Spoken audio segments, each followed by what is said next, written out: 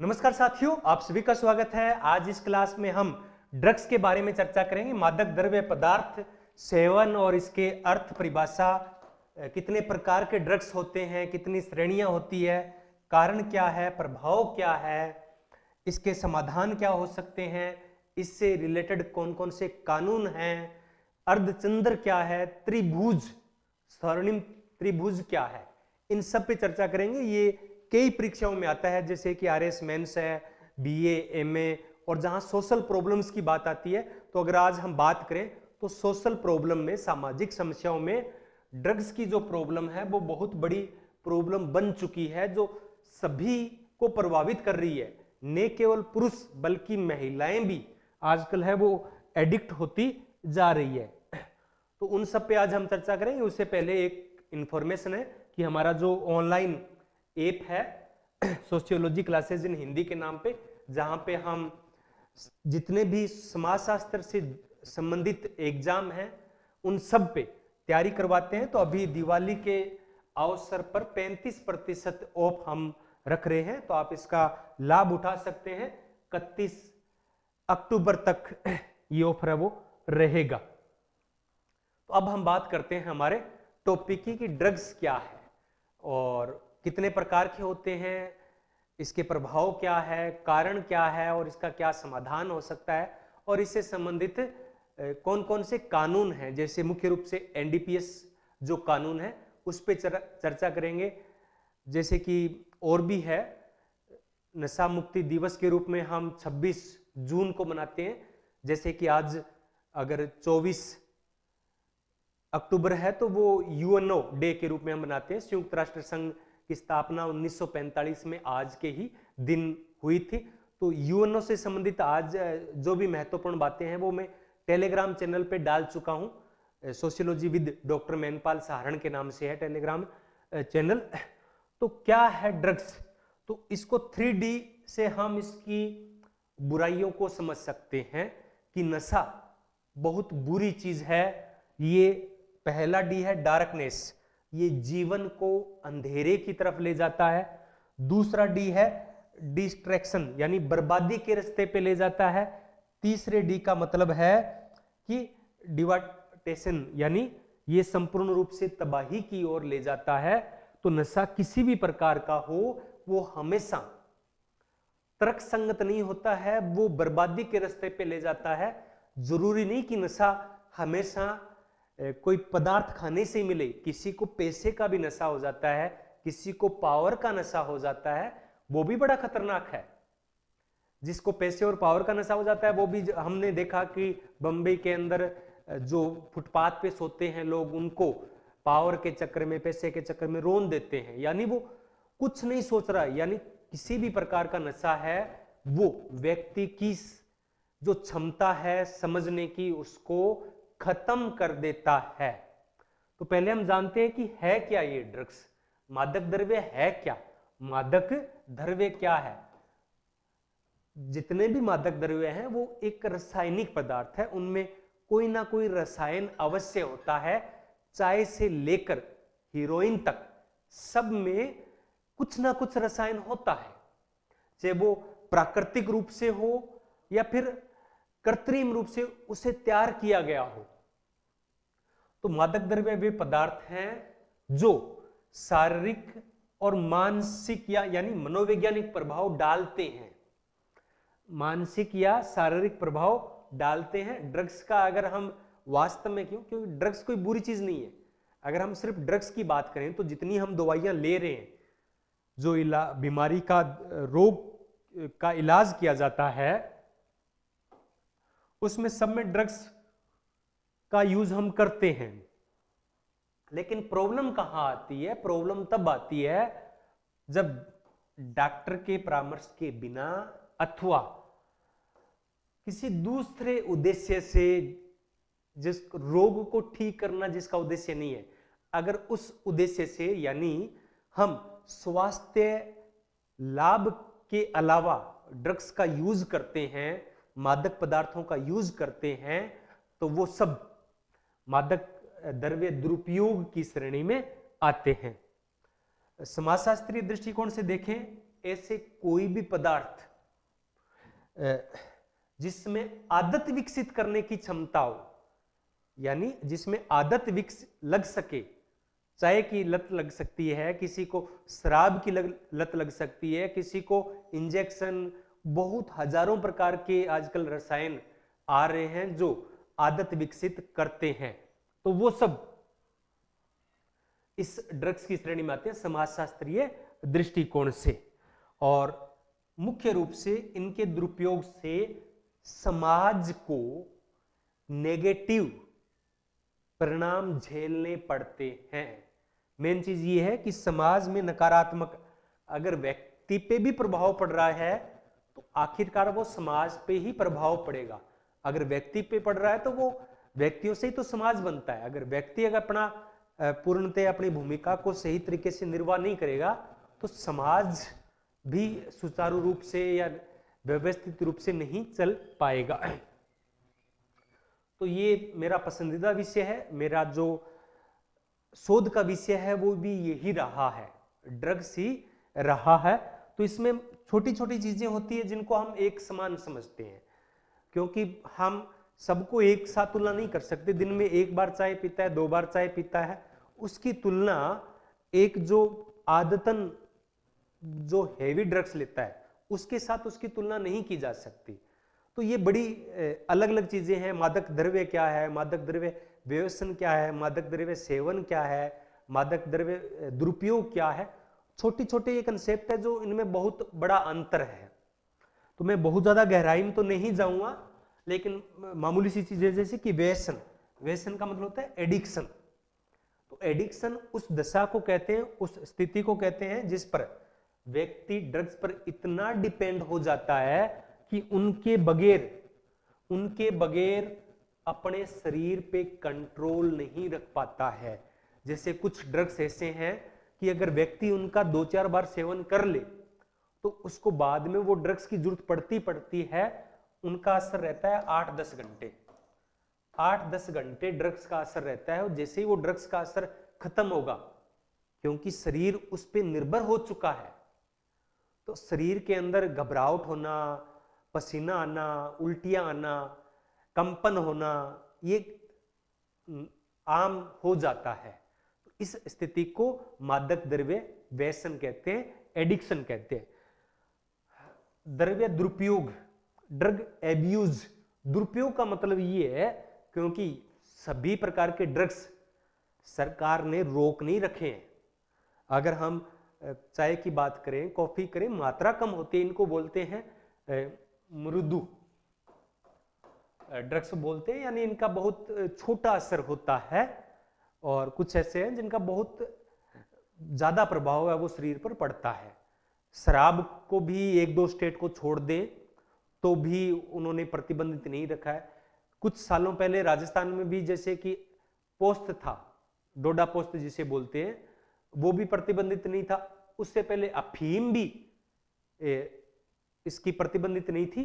तो दुरुपयोग किसे कहेंगे, एब्यूज किसे कहेंगे, या तो अवैध, अवैध किसे कहेंगे जो कानूनी रूप से अवैध है, उनका प्रयोग, या जो वैध मादक द्रव्य पदार्थ है अगर उनको भी बहुत ज्यादा यूज किया जाए तो वो भी, उनका बहुत ज्यादा प्रयोग किया जाए वो भी मादक द्रव्य दुरुपयोग में आएंगे।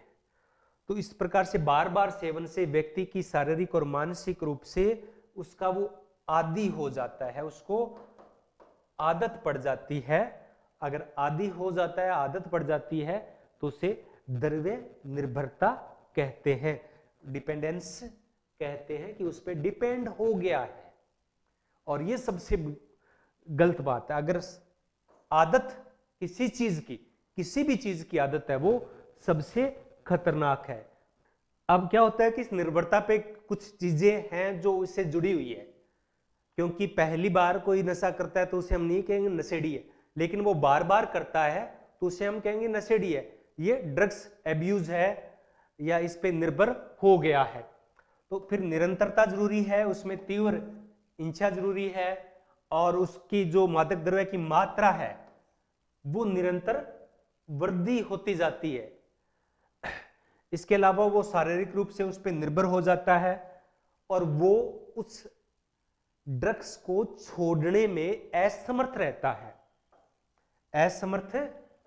है और समाज पर और सेवनकर्ता दोनों पर उसका नेगेटिव इफेक्ट पड़ता है, तो ये मादक द्रव्य व्यसन की श्रेणी में आता है। अब ये ड्रग्स होते कितने प्रकार के हैं, तो इसको हम मुख्य रूप से 6 भागों में डिवाइड कर सकते हैं। इसकी 3 श्रेणियां हैं। इसकी श्रेणियां कितनी हैं? 3 श्रेणियां हैं ड्रग्स की। ड्रग्स या तो सेवन करने के बाद व्यक्ति का जो केंद्रीय तंत्रिका तंत्र है वो तेज गति से कार्य करने लगता है, व्यक्ति बहुत ज्यादा बोलने लगता है, व्यक्ति लड़ाई झगड़ा करने लगता है, इस प्रकार के एक्टिविटी करता है। इसे बोलते हैं अपर्स, यानी वो उसके तंत्रिका तंत्र की गति को बढ़ा देते हैं, धड़कन उसकी बढ़ जाती है, ये चीजें हैं। दूसरा होता है डाउनर्स, सामक जिसे बोलते हैं, वो केंद्रीय तंत्रिका तंत्र की गति को स्लो कर देते हैं, तो उससे व्यक्ति है वो बिल्कुल निंद्रा की अवस्था में चला जाता है। और एक तीसरे प्रकार के होते हैं जिसमें व्यक्ति मूल रूप से यूं कह सकते हैं कि पागल हो सकता है, उससे वास्तविकता का पता नहीं रहता है। तो ये 3 श्रेणियां हैं। तीसरी श्रेणी की मैं बात आगे करूंगा। तो इसको हम 6 प्रकारों में डिवाइड कर सकते हैं। एक निकोटीन। निकोटीन एक सामान्य से उत्तेजक पदार्थ है, यानी ये अपर्स की श्रेणी में आता है, जो मुख्य रूप से तंबाकू और उससे जो बने हुए उत्पाद हैं, चाहे बीड़ी है, सिगरेट है, सिगार है, गुटखा है, इन सब में पाया जाता है। इन सब में निकोटीन की मात्रा होती है। ये मन के अंदर क्या होता है, डोपामाइन की मात्रा को बढ़ा देते हैं। इससे व्यक्ति को लगता है कि वो अच्छा अनुभव कर रहा है। जैसे कि अगर किसी का मूड ऑफ चल रहा हो, वो सुस्त हो, तो उसको चाय पिलाई जाती है। तो चाय के अंदर एक निकोटीन होता है, साथ में उसके अंदर चीनी होती है, तो एनर्जी उससे मिलती है, तो वो उससे थोड़ा एक्टिव हो जाता है। अगर जो मजदूर लोग हैं वो बीड़ी सिगरेट का सेवन करते हैं, वो अपने आप को फिर क्या है कि एक्टिव महसूस करते हैं। लेकिन लगातार पर इसके सेवन से नेगेटिव इफेक्ट है वो शरीर पे पड़ते ही पड़ते हैं। कैंसर का खतरा उनमें ज्यादा होता है, हृदय रोग का ज्यादा होता है, फेफड़े हैं वो खराब हो जाते हैं, इस प्रकार की स्थिति है वो उत्पन्न होती है। दूसरा है एल्कोहल, शराब। तो इसके अलग अलग रूप हैं, वाइन, बियर, विस्की, अलग अलग ये इसमें पदार्थ है वो पाए जाते हैं। ये एक प्रकार का अवसादक है, यानी ये केंद्रीय तंत्रिका तंत्र की गति को कम करता है, व्यक्ति इससे रिलैक्स महसूस करता है। इसलिए कोई व्यक्ति कहता है कि मैं टेंशन में हूं, मैं तो बहुत ज्यादा परेशानी मुझे आ रही है, तो वो क्या करता है कि अपनी परेशानी को दूर करने के लिए मदिरा का सेवन करता है। तो उससे कुछ समय के लिए, 2-4 घंटे के लिए, उसका केंद्रीय तंत्रिका सोचने की क्षमता वो कम हो जाती है, उसे नहीं पता वो क्या कर रहा है, तो इसलिए इसका सेवन वो किया जाता है। तीसरी जो प्रकार है वो उत्तेजक, ये पहली कैटेगरी है। अगर हम श्रेणी की बात करें तो ये पहली श्रेणी है, उत्तेजक, अपर्स। तो इसे पेप, पिल्स या स्पीड के नाम से जानते हैं। ये गति को बढ़ा देते हैं, ये गति को बढ़ा देते हैं। तो इसमें मुख्य रूप से कोकीन है, जो कि इंडिया में तो मुख्य रूप से इसका उत्पादन नहीं होता है, अफ्रीका के अंदर, पेरू के अंदर इसका मुख्य रूप से उत्पादन होता है।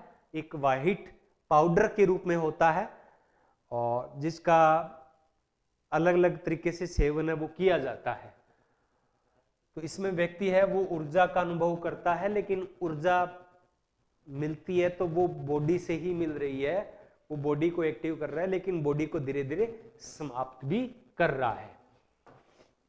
एम्फेटामाइंस, ये भी व्यक्ति को मुख्य रूप से बहुत ज्यादा उत्तेजित कर देता है, बहुत ज्यादा उसकी, अगर कोई बिल्कुल तंद्रा में पड़ा है, निंद्रा में पड़ा है तो उसको ये मुख्य रूप से इसका इलाज किया जाता है कि उसे ये दवा दी जाती है तो वो एक्टिव हो जाता है। मेथेटेफाइन्स, तो ये भी बहुत उत्तेजक है, इसे क्रिस्टल मेथ के नाम से जानते हैं। इसके अलावा और बहुत सारे हैं, एमडी है, आजकल बड़ा चर्चा में चल रहा है। फिर दूसरी श्रेणी है और चौथा प्रकार है अवसादक, डाउनर्स, यानी ये धीरे धीरे व्यक्ति की धड़कन, व्यक्ति के सोचने की क्षमता, ये सब कम कर देते हैं। तो ये मस्तिष्क और केंद्रीय तंत्रिका तंत्र की गति को बहुत स्लो कर देते हैं, बहुत धीमा कर देते हैं। और ये मुख्य रूप से जो मेंटली इल हो जाते हैं, मानसिक रूप से जो बीमार हो जाते हैं, व्यक्ति मानसिक रूप से बीमार कब होता है, मेंटली डिस्टर्ब व्यक्ति कब होता है, वही व्यक्ति मेंटली डिस्टर्ब होता है वो बहुत ज्यादा सोचता है, ओवर थिंकिंग। आज लगभग 60% आबादी, इस दुनिया की 60% आबादी ओवर थिंकिंग से ग्रसित है, बहुत ज्यादा सोचता है, सोचते सोचते वो इतना सोचता है कि सो भी नहीं पाता है और 2-4 दिन नहीं सो पाता है, तो जो सिस्टम बना है वो डिस्टर्ब होता है मानसिक, और फिर व्यक्ति को खुद को पता नहीं रहता कि वो क्या बोल रहा है, क्या कर रहा है, वो बोलता ही बोलता रहता है, वो चुप रहता ही नहीं है। तो उसके इलाज के लिए डॉक्टर क्या करता है, उसे ये अवसादक बोलते हैं, इसको क्या बोलते हैं, अवसादक, इनको देता है, नींद की गोलियां देता है ताकि वो सो जाए, उसका माइंड कुछ रिलैक्स महसूस करे और वो फिर नॉर्मल स्थिति में आना शुरू हो जाता है। जब माइंड बिल्कुल गति धीमे हो जाती है तो माइंड सोचना कम कर देता है, ओवर थिंकिंग कम हो जाती है और उस बंदे का इलाज हो जाता है। ये तो एक बीमारी को ठीक करने का तरीका है, लेकिन इसका बहुत ज्यादा मिसयूज हो रहा है। आजकल हम जिसे बोलते हैं ना मेडिकल नशा, वास्तव में मेडिकल नशा ये डाउनर्स ही है। अब नॉर्मल व्यक्ति भी बेरोजगारी है, कोई गरीबी में जी रहा है, किसी को कोई और प्रॉब्लम है, तो वो क्या करता है, इस प्रकार की गोलियां खाता है और गोलियां खाने के बाद में उसका सोचने की क्षमता कम हो जाती है, वो थोड़ा सा सोता रहता है, उसको नींद ज्यादा आती है, वो सोचता है कि मैं तो मस्त हूं। तो वो क्या है, पलायनवादी है। वो क्या है, इसे बोलते हैं पलायनवादी,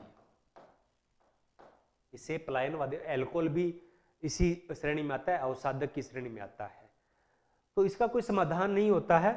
तो आजकल जितने भी मेडिकल नशे हैं, गोलियां हैं, जो डॉक्टर इलाज के लिए देते हैं लेकिन लोग उसका मिसयूज कर रहे हैं। बार्बिट्यूरेट्स है, बेंजोडाइपाइन्स है, मेथाक्लिलोन है, ट्रैंक्विलाइजर्स है।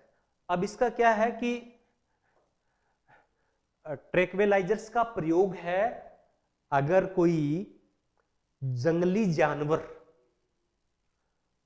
जानवर अगर पागल हो जाता है या उसका घायल हो जाता है, शेर घायल हो गया, तो क्या करेंगे, उसका इलाज कैसे करेंगे। उसका इलाज करने के लिए क्या करते हैं, दूर से इस रसायन को छोड़ते हैं, इंजेक्शन लगाते हैं, और जैसे ही उस बड़े जानवर को इंजेक्शन लगाते हैं, वो क्या करता है, उसका केंद्रीय तंत्रिका तंत्र धीमा हो जाता है, उसको नींद आ जाती है और वो 8-10 घंटे के लिए बेहोश हो जाता है, उसको होश नहीं रहता है। फिर उसका इलाज किया जाता है। तो बड़े से बड़ा हाथी और शेर, टाइगर, ये सब इससे क्या हो जाते हैं, सो जाते हैं, उनका इलाज किया जाता है। अब वो नशा व्यक्ति अगर इंजेक्शन के रूप में लेगा तो उसको क्या लगता है, हॉट शॉक लगता है, हॉट शॉक बोलते हैं इसको। अगर थोड़ी सी भी मात्रा ज्यादा हो गई तो व्यक्ति तुरंत खत्म हो जाता है। तो बहुत सारे ऐसे मामले आते हैं जब इंजेक्शन लगाता है तो व्यक्ति तुरंत उसकी मौत हो जाती है, क्योंकि उसने बहुत ज्यादा मात्रा का सेवन कर लिया। नारकोटिक्स, ये भी एक अलग पदार्थ है जो केंद्रीय तंत्रिका तंत्र को धीमा करता है। इसमें मुख्य रूप से अफीम, और अफीम से जो पदार्थ बनते हैं, मार्फिन है, स्मेक है, हीरोइन है, ये अफीम के अलग अलग प्रकार हैं। अफीम से मार्फिन बनती है, मार्फिन से फिर हेरोइन बनती है, जिसकी कीमत लगभग 1.5 करोड़ पर केजी है। एक अगर बात करें हम 100 केजी अफीम है, 100 केजी अफीम है तो उससे 10 केजी मार्फिन बनता है, उससे 10 केजी मार्फिन बनता है। और 10 केजी मार्फिन से, 10 किलो मार्फिन से 1 केजी हेरोइन बनता है। यानी 1 किलो हेरोइन को तैयार करने में 1 क्विंटल अफीम, ओपियम की जरूरत है वो पड़ती है, इसलिए इतना महंगा है। अब ज्यादातर क्या करते हैं लोग, स्मेक का सेवन करते हैं, जिसे इंग्लिश में बोलते हैं ब्राउन शुगर।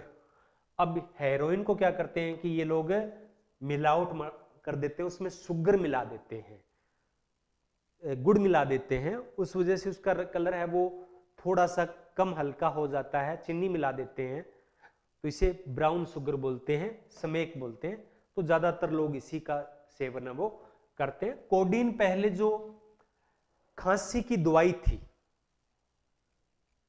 खांसी की जो दवाई आती थी, अभी मुझे एक नाम याद नहीं आ रहा, जो हमारे एरिया में बड़ी अमूमन चलती थी खांसी की दवाई, तो उसमें कोडीन की मात्रा थी, लेकिन उसे अब बंद करना पड़ा। तो अब खांसी की दवाई आती है तो उसके नीचे लिखा होता है कोडीन फ्री ड्रग्स, यानी उसमें कोडीन की मात्रा नहीं होती है, क्योंकि लोग उसे नशे के तौर पर यूज करने लग गए थे।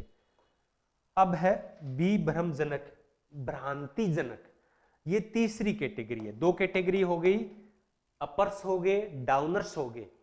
ये तीसरी कैटेगरी है जिसके सेवन से व्यक्ति को विभ्रम हो जाता है, यानी भ्रांति उत्पन्न हो जाती है, वो रियलिटी नहीं समझ पाता है,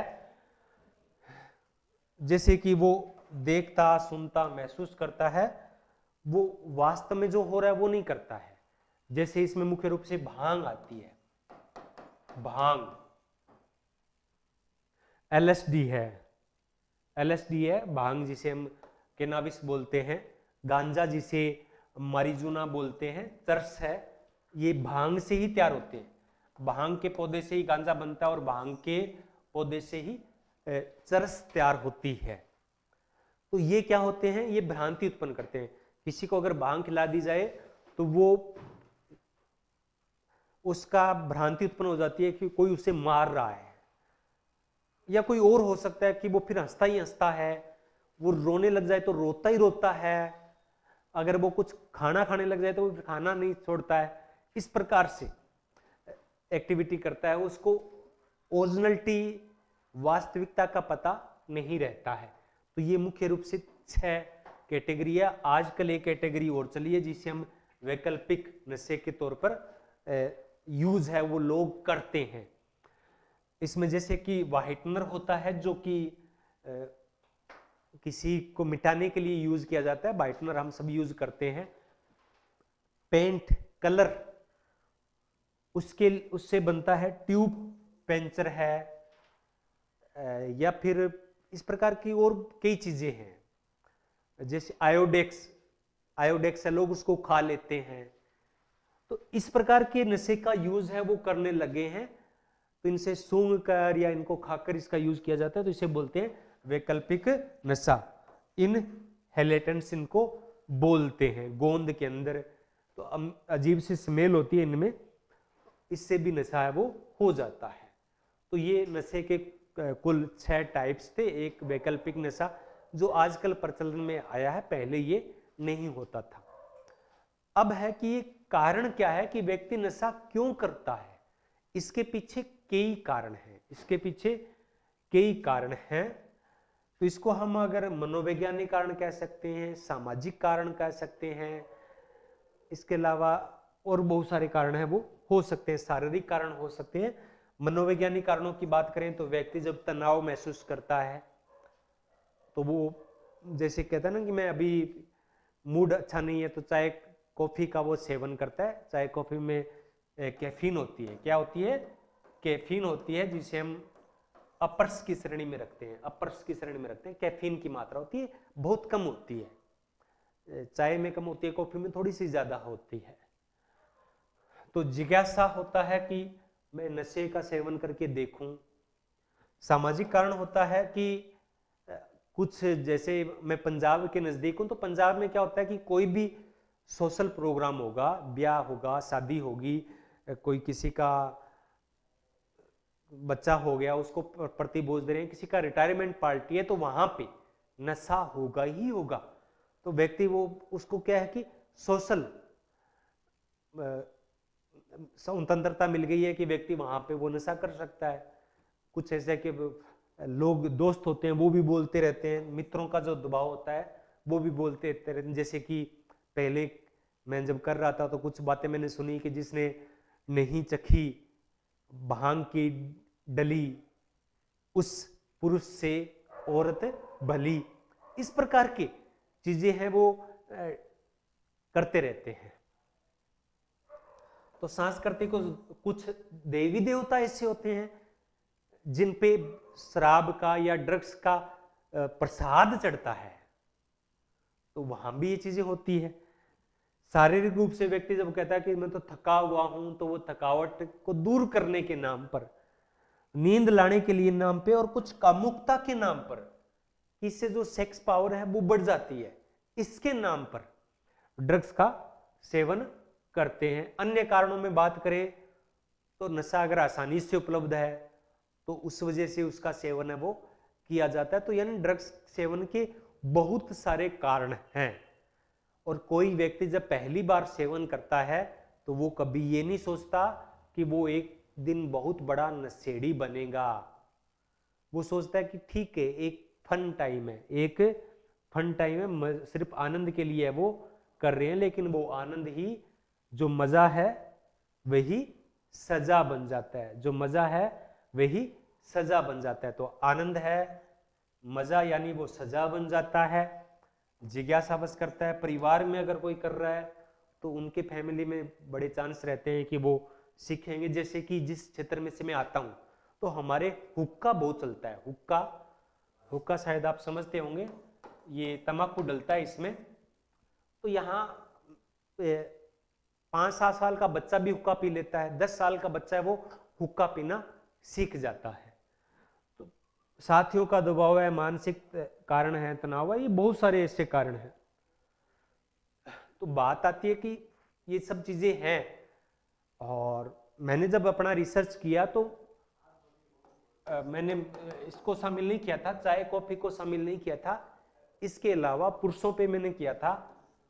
तो 70% लोग कभी कर चुके हैं, आदतन नहीं है लेकिन वो ड्रग्स का सेवन करते हैं, कभी कभार करते हैं। जैसे किसी ने बीड़ी सिगरेट है, किसी ने गुटखा सेवन कर लिया, किसी ने निकोटीन का कर लिया, इस प्रकार से वो करते रहते हैं। अब होता है कि इसको रोकने के लिए क्या किया जाए, इसको रोकने के लिए क्या किया जाए। तो अगर हम समाज के स्तर पर देखें तो इसके प्रति जागरूकता फैलाई जा सकती है। कुछ ऐसे गांव हैं जहां पे कोई व्यक्ति नशा नहीं करता है, चाय को छोड़ दें तो बाकी कोई नशा नहीं करता है, ऐसे गांव हैं, ऐसे मैंने देखा है। नशा मुक्ति शिविरों का आयोजन किया जा सकता है, सामाजिक कार्यक्रमों में इसका बहिष्कार किया जा सकता है, उपलब्धता को कम किया जा सकता है, इसको सरकार द्वारा प्रतिबंधित किया जा सकता है। ये इसके सुझाव माने या कारण माने। अब सरकार ने इसके लिए क्या प्रयास किया, ये एक पद्धति है इसकी, निवर्सीकरण, डिटॉक्सिफिकेशन, यानी नशे को धीरे धीरे कम किया जाता है। अगर बहुत ज्यादा नशेड़ी है तो उसकी मात्रा को कम करते करते बिल्कुल उसका नशा छुड़ाया जाता है। ज्यादातर जो शिविर लगते हैं उनमें यही पद्धति है, डिटॉक्सिफिकेशन को ही अपनाया जाता है।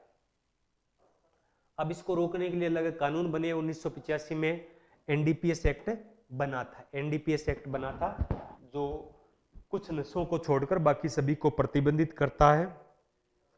14 नवंबर 1985 को ये कानून पारित हुआ था ये किसी भी प्रकार के अवैध ड्रग्स को, चाहे वो रखना हो, तस्करी करना हो, उपयोग करना हो, उन सब को रोकता है। समय समय पे इस पे बहुत प्रतिबंध लगाए गए हैं। 1988 में पहली बार बना था, फिर 2001, 2014, 2021 में इसमें संशोधन किए जा चुके हैं। इसमें पहली बार व्यक्ति अगर पकड़ा जाता है तो उसे 10 वर्ष की सजा और 1 लाख जुर्माना है। अगर दोबारा पकड़ा जाता है तो सजा है वो दुगनी हो जाती है, 10 से 20 वर्ष की हो जाती है, और जुर्माना है वो 1 लाख से 2 लाख हो जाता है। भारत में जो ड्रग्स की रोकथाम का प्रयास किया जाता है वो नारकोटिक्स कंट्रोल ब्यूरो एनसीबी के द्वारा किया जाता है। अभी अगर आपको केस याद हो तो शाहरुख खान का बेटा था, नाम मुझे याद नहीं आ रहा, उसको एनसीबी ने ही पकड़ा था, बाद में छोड़ दिया था। तो ये एनडीपीएस एक्ट के तहत ही इसकी स्थापना है वो मार्च 1986 को की गई थी। अब भारत में ड्रग्स क्यों आ रहा है? भारत में पंजाब में या बॉर्डर एरिया में ड्रग्स ज्यादा क्यों है और पूर्वोत्तर भारत में ड्रग्स ज्यादा क्यों है? तो इसके लिए 2 ऐसे क्षेत्र हैं जहां ड्रग्स बहुत ज्यादा उत्पादन होता है और वहां से अवैध रूप से भारत में चीजें आती है। तो भारत गोल्डन त्रिभुज ट्रायंगल और स्वर्णिम गोल्डन अर्धचंद्र के बीच में है। इधर भारत के पाकिस्तान, अफगानिस्तान और ईरान है। यहाँ पे अफगानिस्तान के अंदर तो अफीम की खेती बहुत बड़े पैमाने पे होती है, पाकिस्तान में भी होती है, और ड्रोन के माध्यम से, पहले अलग तरीका था, अब ड्रोन के माध्यम से भारत में अफीम, मार्फिन, हेरोइन, इन सब का तस्करी है वो की जाती है। तो स्वर्णिम त्रिभुज गोल्डन ट्रायंगल की दृष्टि से देखें तो ये पूर्वोत्तर भारत में लगता है। थाईलैंड, लाओस और म्यांमार, ये तीनों इस प्रकार से हैं। तीनों की स्थिति से इसको गोल्डन ट्रायंगल बोलते हैं। यहाँ पे मुख्य रूप से अफीम और हेरोइन का उत्पादन होता है और पूर्वोत्तर भारत में यहाँ से तस्करी है वो की जाती है। स्वर्णिम अर्धचंद्र, तो ये मुख्य रूप से जो पाकिस्तान, अफगानिस्तान और ईरान का है, ये तीनों ऐसे हैं, तीनों ऐसे हैं अर्धचंद्र की भौगोलिक स्थिति में, तो इसके लिए स्वर्णिम अर्धचंद्र का कहते हैं। और दुनिया में अफीम का सबसे बड़ा उत्पादन है वो अफगानिस्तान में हो रहा है, पाकिस्तान में हो रहा है। इन दोनों क्षेत्रों से भारत में भी तस्करी है वो बहुत बड़े पैमाने पर हो रही है। अब इसके लिए सरकार ने क्या प्रयास किए हैं? इसके लिए सरकार ने क्या प्रयास किए हैं? तो इंटरनेशनल लेवल पे हम देखें तो 26 जून को international day against drug abuse and illegal traffic है, अवैध जो ट्रैफिक है उसकी रोकथाम के लिए 1987 से प्रति वर्ष 26 जून को ये दिवस है वो मनाया जाता है। और भारत सरकार ने भी समय समय पर बहुत सारे प्रयास किए, जैसे 15 अगस्त 2020 को नशा मुक्त भारत अभियान की शुरुआत है वो की गई है। और बहुत सारे जो शिक्षण संस्थाएं हैं, स्कूल है, कॉलेजेस है, वहां पे हॉस्पिटल है, वहां पे जागरूकता अभियान है वो चलाए जा रहे हैं।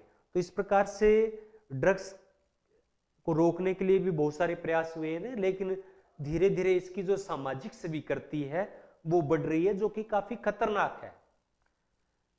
क्योंकि एक जो ड्रग्स का सेवन करता है तो वो सोचता है कि जो ड्रग्स का सेवन नहीं कर रहे तो वो तो कुछ इंसान ही नहीं है। और ऐसा नहीं है, जितने महान पुरुष हुए हैं वो सब ड्रग्स का सेवन नहीं करते, उन्होंने बहुत बड़ी उपाधियां हासिल की है, बहुत बड़ा मुकाम हासिल किया है। एपीजे अब्दुल कलाम है, महावीर स्वामी है, गौतम बुद्ध है, विवेकानंद जी है, सब ने ये सब, जरूरी नहीं कि सबने ड्रग्स किया हो, बिल्कुल ये नशे के खिलाफ रहे हैं। मैं ओशो रजनीश को सुनता हूं तो वो इस सब खिलाफ है, क्योंकि सबसे बड़ा जो नशा है वो ध्यान का है, मेडिटेशन का है, आध्यात्म का है। तो धीरे धीरे हम वेस्टर्नलाइजेशन जैसे जैसे आ रहा है, ड्रग्स की मात्रा भी बढ़ती जा रही है। चलो जो भी हो, हमारा जो मूल टॉपिक यही था कि ड्रग्स के टाइप्स क्या है, किसी हो सकता है एग्जाम में पूछ लिए जाएं। तो ठीक, आज की क्लास यहीं समाप्त करते हैं। धन्यवाद।